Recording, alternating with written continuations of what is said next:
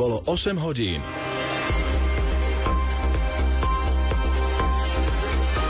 Správy RTVS.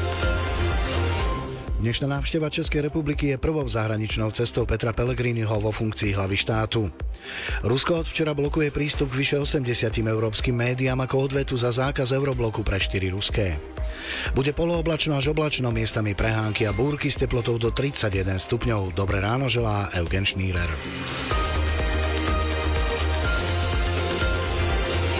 Prezident Peter Pellegrini dnes navštívi Česko. Bude to jeho prvá zahraničná cesta vo funkcii hlavy štátu.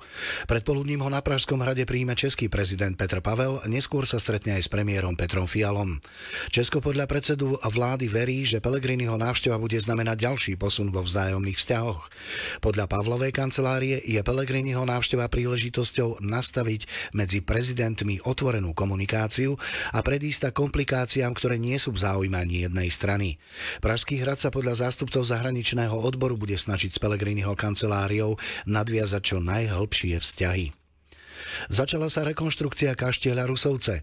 Podľa vedúceho úradu vlády Juraja Gedru je na teraz predčasné hovoriť, či si rekonštrukcia okrem výslednej sumy 105 miliónov eur vyžiada aj ďalšie peniaze. Ak budú nejaké náklady zvýšené, tak tie peniaze hľadáme vo vlastnom rozpočte úradu vlády a nejdeme už do verejných financií. To znamená, že ak, tak len na úkor fungovania úradu vlády.